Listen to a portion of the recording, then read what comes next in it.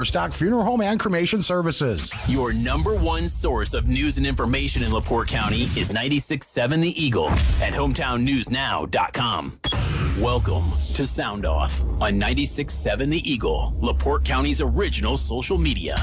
Sound Off is a public interest forum that encourages your voice to be heard on the topics and issues impacting our local communities.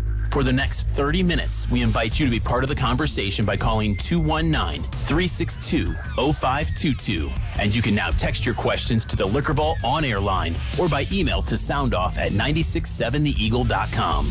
This is a topic-based program, and we ask that you keep your comments brief, concise, and related to the topic being discussed. The views expressed on Sound Off are those of the hosts or callers and do not represent the opinion of 96.7 The Eagle, Spoon River Media LLC, or the sponsors. The Liquor Vault on-air line is now open for your calls or texts at 219-362-0522. This is Sound Off on 96.7 The Eagle. Hello, everyone, and welcome to Sound Off. Today is Friday, May 27th, and you are listening to WCOE's program, community conversation program called Sound Off. We're glad to have you with us. We've got Michelle Shirk with us today, and Michelle is the CEO of the LaPorte County Boys and Girls Club. If you have a question about after-school programs, these kind of things, or what's happening with the Boys and Girls Club, we'd love to hear from you today. The Liquor Vault on-air line is 219-362-0522, or you can email me at soundoff@967theeagle.com. If you're streaming with us online, just put your comments there in the stream, and I'll make sure I get those read as well. As long as they are civil and kind.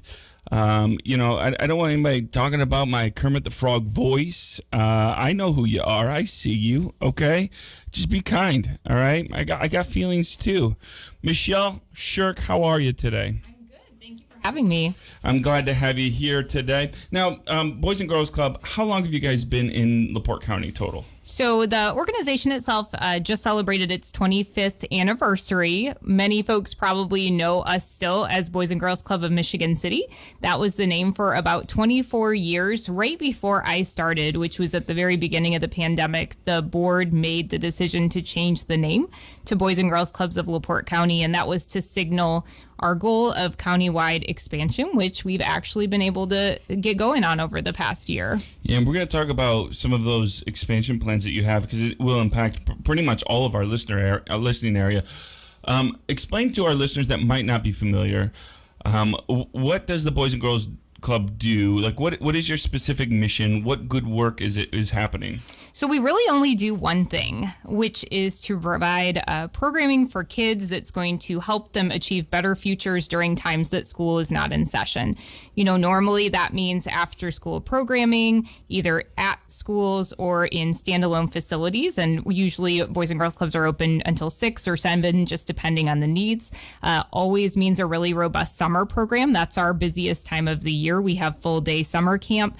And then during the pandemic, we actually did something a little bit different and partnered with some of our schools, and we remained open in person and provided a safe place for kids to come and do their virtual learning when schools were closed, but operating online. So, it doesn't need to look any specific way, but we never want to compete with schools. We always want to partner with schools, and we want to fill gaps when kids might not otherwise have a place to go because parents are working or attending school, or just because they can benefit from the social interaction with our programs. One thing that makes us unique, even from some other Boys and Girls Clubs, is we are completely free. When I started, there was a very nominal membership fee. I think it was $10 for the school year and maybe $40 for the summer. And we just want to make sure we're accessible as possible. And so we've done away with that. And so now nobody pays anything for any Boys and Girls Club services. So it's a free after school program. And where are some of your campuses at? Where are these services provided at right now? So we have our standalone facility, which is in the old Elston building. That's our Charles R. Westcott Club. That's kind of our base of operations, and that's where we bring everybody for the summer.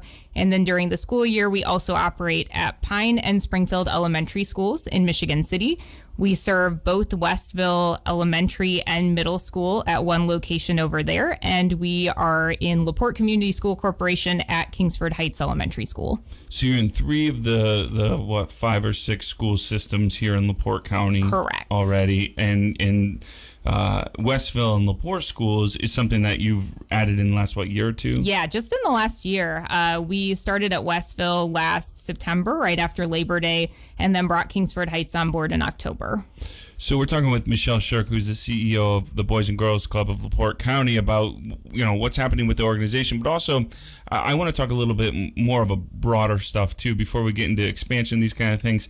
So estimates are that I forget how many million, but it's I think over 10 million American children essentially go home from school after school every day without any supervision, without any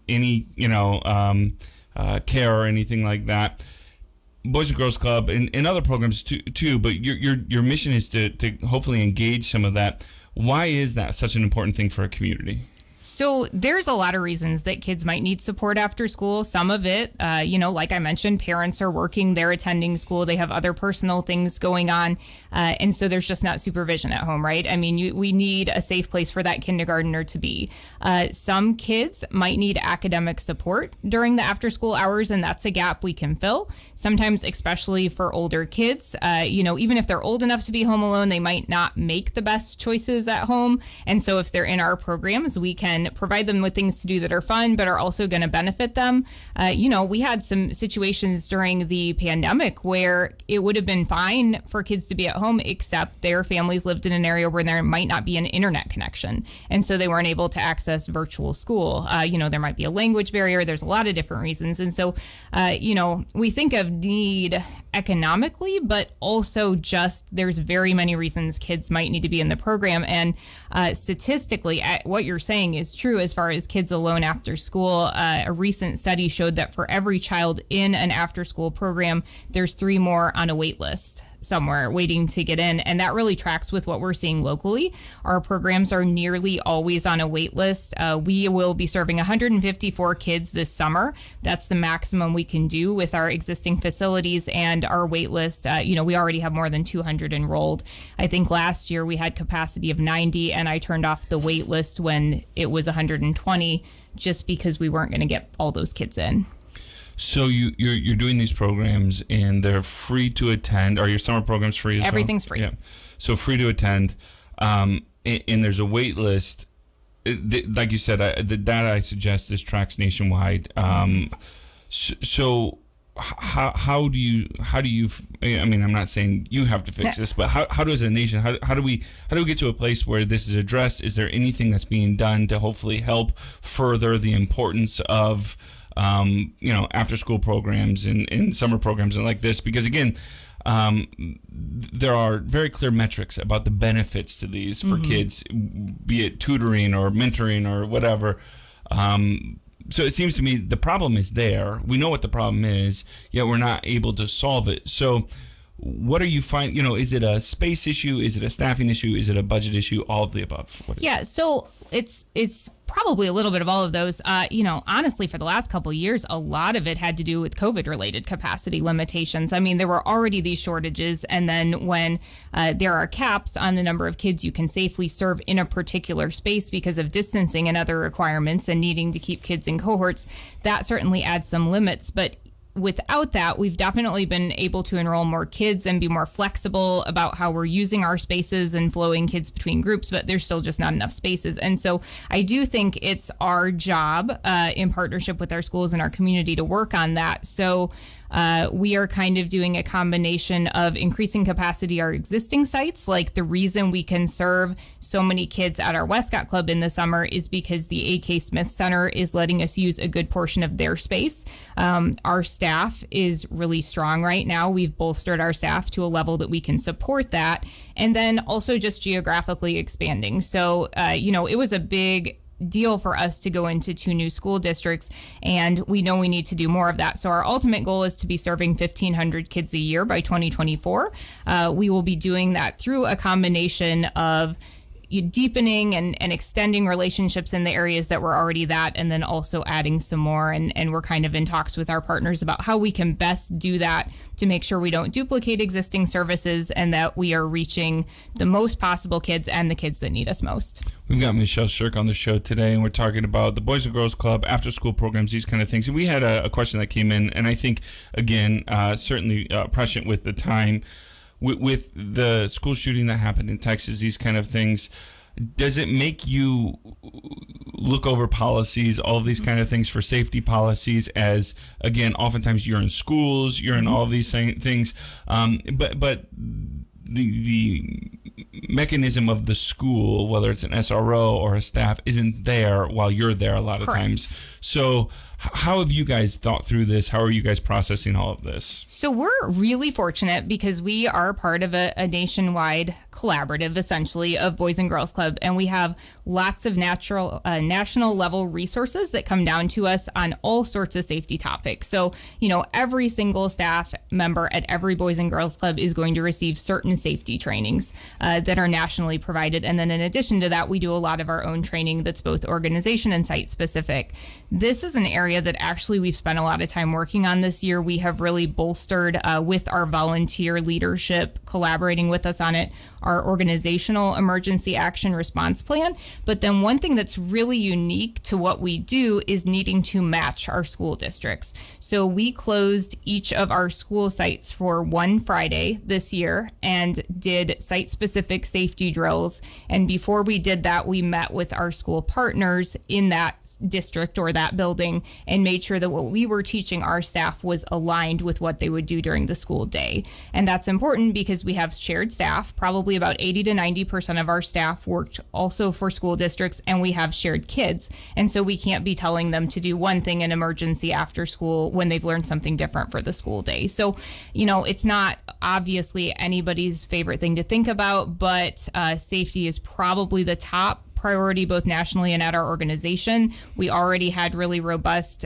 protocols around, check in, check out, all of these things. And then this year we added that extra layer of site-specific safety in services where we could drill.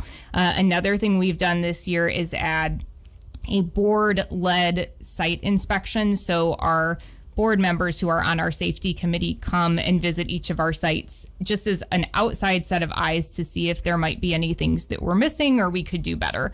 So those are two new things we've added this year. But I think the best thing we can do is make sure we're following all of our national and organizational level protocols and make sure we're really communicating with our school partners. Mm-hmm. We've got Michelle Shirk on the show today, and we're talking about the Boys and Girls Club of LaPorte County. We're talking about child after-school programs, these kind of things. We're going to talk about their expansion pretty soon. If you've got a question here, you're welcome to call the Liquor Vault on-air line at 219-362-0522. You can also email me at soundoff@967theeagle.com. If you are streaming with us on the Facebook or the YouTubes, you can just put your comments in the comment area, and I'll get those here in the studio as well. That's the amazing thing of technology. You put it there, and it comes right to me. That's the internet. So we're going to take our first break. We'll be right back here in a couple minutes. Keep listening to 96.7 The Eagle. For over 50 years, LaPorte has trusted Cannon's Automotive Service for prompt, efficient, same-day service. And that same Cannon's commitment extends to area businesses who rely on a fleet of one or many to take your goods or service to the customer. Whether it's the truck or trailer that needs maintained or fixed, trust Cannon's Automotive to maximize your productivity with same-day service. Now with two Cannon's locations, 710 Tyler Street and 909 Boyd Boulevard. With Cannon's Automotive, we fix everything. Ace is the place with the helpful hardware, folks. Red Hot buys are going on all month long at your local Cable and Ace Hardware. What a better way to start off your season than starting off with a new grill from your local Cable and Ace Hardware. They offer assistance with your purchase, free assembly, and delivery on select models. So stop in today and ask for more details. Your local Cable and Ace Hardware has all Traeger, Weber, and Big Green Egg grills on sale now. Around the block, what you need in stock with people who know their grills. Ace is the place with the helpful hardware, folks. Looking to try something new this week? Then take a short drive to visit the Hannah Hub, located at 2 Moore Street in Hannah. They have daily specials and fish fries every Friday night, including your choice of walleye, pollock, perch, bluegill, or frog legs. Saturdays, they have taco specials, and Sunday, enjoy 99-cent jumbo wings and a variety of sauces. Any day of the week you plan to visit the Hannah Hub, you're sure to find something to satisfy your taste buds. Open 7 days a week from 11 a.m. till 2 a.m. Call 797-8047. And welcome to Auto Dealer Jeopardy! Alex, can I have LaPorte Auto Dealers for 100, please? This LaPorte dealer has been in the same family for nearly 50 years. Yes, Max. What is LaPorte Chrysler Dodge Jeep Ram? That is correct. Alex, I'll take LaPorte Auto Dealers for 200, please. This dealer is the home of the lifetime powertrain warranty on nearly every new and pre-owned car they sell. Max again. What is LaPorte Chrysler Dodge Jeep Ram? You are correct. Hey, is LaPorte Chrysler Dodge Jeep Ram the only answer? Well, yes, they are. On Pine Lake Avenue or online at LaPorteChrysler.net. Fahrenheit Tanning, located at 601 Lincoln Way in downtown LaPorte, invites you to stop in and check out all the hot specials going on right now. Open 7 days a week, Monday through Saturday at 8 a.m. and Sunday at 10 a.m. They offer several different types of tanning packages, and stand-up and lay-down beds are available also. If spray tans are your thing, they have 2 different options available. Call or stop in for more details or check out their Facebook page. For all your tanning needs, visit Fahrenheit Tanning, 601 Lincoln Way in downtown LaPorte. Since 1922, Hamilton Grove has been providing the highest quality housing and care for older adults. The residents and staff at Hamilton Grove hopes that you are enjoying your holiday weekend. They hope that you will take just a moment to reflect upon the sacrifices of the men and women who fought and died for our freedom. That's the true meaning of the holiday. Hamilton Grove Retirement Community asks that you join them in reflecting upon those men and women this weekend. May God bless each and every one of you. You know, with so many things going on around the area, it's really hard to keep up with this and that, and where is it all taking place? Especially when the weekend arrives and, hey, you're looking for something to do and all of a sudden, you forgot. Well, not anymore. Let us introduce you to the Weekend Entertainment Guide. Heard every Thursday and Friday here on 96.7 The Eagle. We'll list your nonprofit event on the air for everyone to hear. Also, we'll list it on our website at hometownnewsnow.com for others to see. Just visit hometownnewsnow.com, click on the Submit tab, and fill out the form and contact us for payment as we take credit or debit cards. It's the Weekend Entertainment Guide every Thursday and Friday here on your station for country music variety, 96.7 The Eagle. And don't forget to visit our website at hometownnewsnow.com. It's the Weekend Entertainment Guide on 96.7 The Eagle and at hometownnewsnow.com. Michiana weather. Cloudy this afternoon with scattered thunderstorms likely. Highs around 63. Winds out of the northwest 10 to 15 miles per hour. Tonight, lows dip down to about 46. From the Weather Center at hometownnewsnow.com. Right now, 54. We're waiting to hear from you. Dial or text 362-0522 and let us know what you think. That's 362-0522. Back to Sound Off on 96.7 The Eagle. Welcome back, everyone, to Sound Off on 96.7 The Eagle. Our kids are either on spring or on summer break or just getting on summer break all around the county, and we're talking about after-school programs, these kind of things here in LaPorte County. And we've got the Boys and Girls Club of LaPorte County CEO Michelle Shirk. She's talking about some of the things that the Boys and Girls Club do, and just also kind of in general the importance of after-school programs and making sure that our kids here in LaPorte County have the services they need to get provided in the future. If you have a question, you're welcome to call 219-362-0522. You can also email me at soundoff@967theeagle.com, and we'd be happy to hear from you there. All right, let's get to a caller. Hey, thanks so much for listening to the show. What's your question for Michelle Shirk? Thank you for coming on today and answering questions, ma'am. Yes. Your program is a wonderful program. It's been around a long time. Thank you. My generation, which quickly approaching 60, do you see a difference from our generation? We generally had a lot of extracurricular activity with schools. We had sports. We had jobs, for one thing. And we had parents who we thought were our pain in the backside back then, but all they were doing was instilling respect and ethics in us. And do you see nowadays that is there a difference there in the parenting?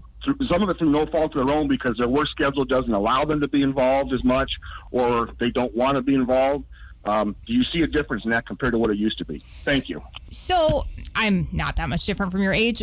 So what we see, our families are wonderful. They're engaged. They're supportive of the program. Their kids are getting a great experience. I always say, and like as far as the kids, what I always say about our kids is kids are really, they're really kind now. Like they are emotionally mature and worried about each other. And I always say, if you tell a group of kids at the club it's your birthday, they will celebrate it like it's their birthday. I had never received so many cards and birthday wishes, and 2 weeks later I would have kids asking me like, did you have a good birthday? So we've got wonderful kids and we've got wonderful parents, but what I always say is I'm worried about the ones that aren't with us because maybe their parents didn't have the information and the resources to sign up in time.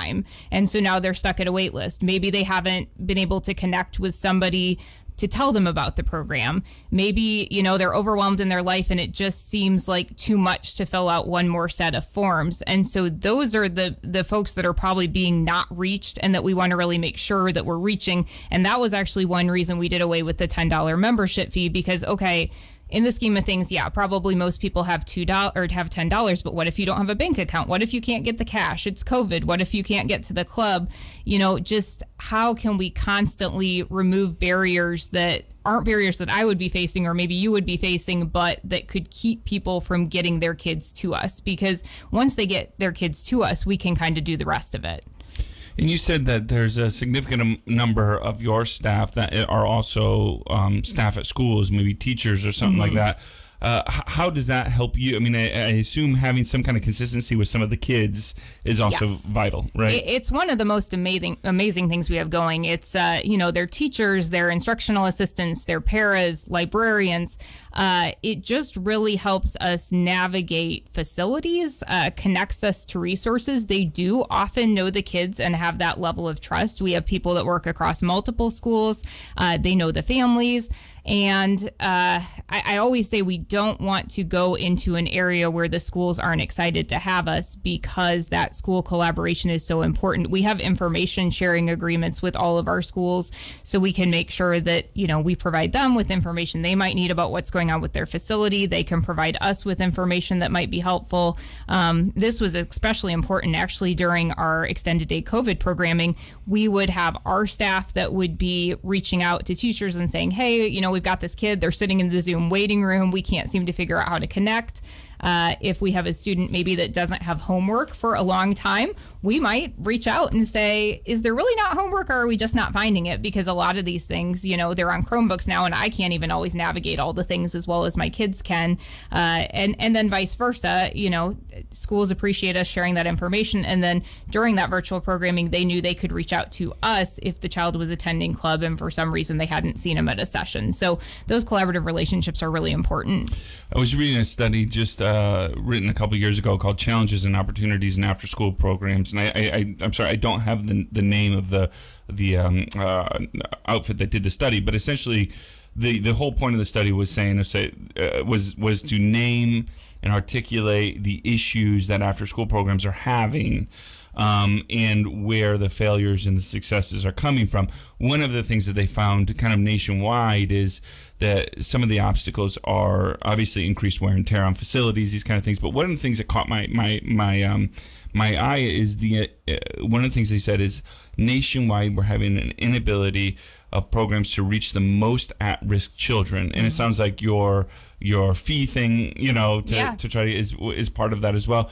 What else can after-school programs do to engage that hurdle that it seems like is happening all over the country to reach the most at-risk children? Because I think that can go into play with some of the question that came in before. Yes. So what kind of things are you doing, and what kind of things would you like to see done? So, and I know this is actually something you and I have talked about. Access to information about programming is not equal. There's this, you often see the same people in a lot of different programs because they knew to sign up. They had the fee. If there's a fee, they'd been in previous programs, so maybe they're getting this information. So that was something we've really looked at over the past couple of years, especially when we had that brief shutdown where you just weren't physically seeing people, and we'd been used to communicating face-to-face with our families, which is still going to be the most effective way, right? So we really looked at our processes around how are we enrolling in a way that's fair and equitable, because we know all of our programs are going to fill. So we have kind of a multifaceted approach. First, we're going to put all the information on Facebook, okay? But not everybody gets information that way. So we are also going to send out an email to people who have either attended the program in the past or express interest. And then we're going to do verbal reminders at the front desk of like, hey, sign up starts in 2 weeks. And then whatever our sign up process is, and it's really specific, it's going to be on our website and it's going to be published like 3 weeks before it starts. So summer registration started, I think, like May 1st for existing club members, and they get a couple of day head start, and then for everybody else. So we were able to communicate that really far in advance. So at least everybody has an understanding of how this is going to work, that the program is going to fill, and an equal shot at getting their child in. But then even with that, okay, it's online. Some people might still have a technology barrier. So we will say, you can come to the club and use our Chromebook. You can stand here with me and, I will walk you through it on my computer.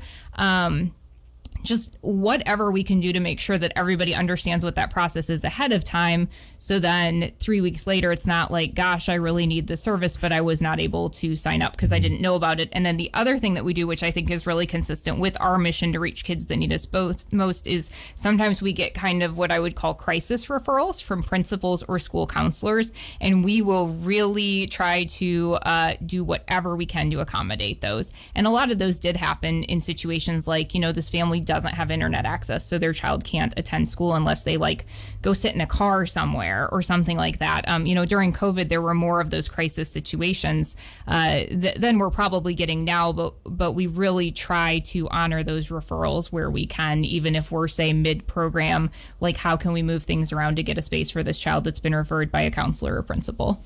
All right, we've got Michelle Shirk here in the studio today, the CEO of the Boys and Girls Club. We're talking about after-school programs and the mission of the Boys and Girls Club, and also just the importance of making sure that kids have a space to go to here in LaPorte and LaPorte County, in Michigan City, after school, these kind of things. If you have a question, 219-362-0522. You're also welcome to email me at soundoff@967theeagle.com. We're going to take our final break of the day and be back here in just a couple minutes. Keep listening to 96.7 The Eagle. Ben Conowitz here, owner of LaPorte Seamless Gutter. My parents started LaPorte Seamless Gutter in 1982 with one goal in mind, really. Our customers' 100% satisfaction. And we are still providing the same customer service that Tim and Seal Conowitz started all those years ago. Give us a call today for a free estimate at 219-362-9972, or you can visit us on the web, www.lpseamless.com. 219-362-9972. Want to join a team committed to creating a more sustainable future? Stop by Monosol Job Fair at the LaPorte Civic Auditorium on Thursday, June 2nd from 3 to 7 p.m. Monosol is hiring full-time production associates at its manufacturing plant here in LaPorte. Competitive wages start at $18 an hour with excellent benefits and the potential to earn more than $55,000 your first year. For more details, visit monosol.com/careers. So, first day at your new job. A lot of nerves, right? Not really. Why? Because when you were getting your associate degree at Ivy Tech Community College, you received hands-on training on state-of-the-art technology, most of it the same equipment you'll be working on today. You're ready because the staff and faculty at Ivy Tech made sure of it. They met you where you were at, then helped you get where you were going. A new career paying $10,000 more a year than what you can get with just a high school diploma. And it all started at ivytech.edu. Join 96.7 The Eagle every Sunday morning at 8:30 a.m. for Calvary Baptist Church's Faith and Worship Sermons. You'll be enlightened with Pastor Tim Schreier's Words of God and music. Be sure to join us every Sunday morning at 8:30 a.m. for Calvary Baptist Church's Faith and Worship Sermons. If you like what you heard, be sure to join them at Calvary Baptist Church's location on Sunday morning at 10:30 a.m. and Wednesday evening at 6 o'clock for worship. Calvary Baptist Church is located on I Street here in LaPorte. Refresh your home this spring with 11% off the perfect door update from Menards. Mastercraft makes great doors inside and out. Choose from the best in-stock selection, including pre-finished doors, or design your door your way with our door designer. And get free shipping to the store in approximately 7 days. Right now, all Mastercraft door systems are 11% off. Good through May 30th. Savings are a mail-in rebate. Some exclusions apply. See store for details. Save big money at Menards. They're a golf club that improves every year, where tea times are not necessary, where great dining options and social events make summers special, where there is always a welcoming atmosphere. If you think it's time to discover this wonderful place, then think Potawatomi Country Club in Michigan City. They have a limited number of golf, social, and seasonal pool memberships available. Potawatomi would like to welcome you to stop by for a tour at 1900 Springland Avenue in Michigan City. Learn more online at potawatomi.com. Dave, you guys built a new deck. Oh yeah, it was easy. It's on a bit of a slant, but I can live with that. Yeah, you think? I thought it looked pretty good. I don't think that railing's up to code either. So, are we just going to stand here, or can we actually go on it? Oh no, I don't trust it enough to actually go on it. No offense to Dave, but if you want the job done right, contact Powerhouse Construction in LaPorte. Decks, patios, or kitchen and bath remodels, Powerhouse Construction will ensure your satisfaction. Call 219-380-9981 to book a free estimate. That's 219-380-9981. Powerhouse Construction. Have an anniversary coming up? Enter the Tradio Anniversary Club. Every weekday at 9:30 a.m., we read all the anniversaries for the day, and every Friday, one lucky couple will receive a $20 gift certificate to Tony Floral and Gifts. To enter, go to 967theeagle.com and click the Submit tab and enter your information right there. Or write the couple's name, address, phone number, and anniversary date on a 3x5 card and mail it or drop it off here at the Radio Center, 1700 Lincoln Way Place, Suite 5. The Tradio Anniversary Club, every weekday at 9:30 a.m. on 96.7 The Eagle. Thank you for tuning in to Sound Off. You can now text or email your questions directly to the studio. Call or text 362-0522 or email your questions to soundoff@967theeagle.com. This is Sound Off. Welcome back to our final segment of Sound Off. Glad to have you with us today on the show. If you have a question for Michelle Shirk, the CEO of the LaPorte County Boys and Girls Club, you're welcome to call us at 219-362-0522, or you can email me at soundoff@967theeagle.com. Here's a question we received in our email line. Does the club ever work with DCS to provide services to wards who are also members of the after-school programs? So we absolutely can have foster kids in our program, things like that. We do a lot of work, not necessarily even just with DCS, but it's pretty common for families to be seeking referrals to services if, they're having something that they're dealing with at home. And sometimes those are situations where kids might be temporarily living with a foster family or with a guardian or with another grown up in the family. And so we actually work a lot with Dunebrook.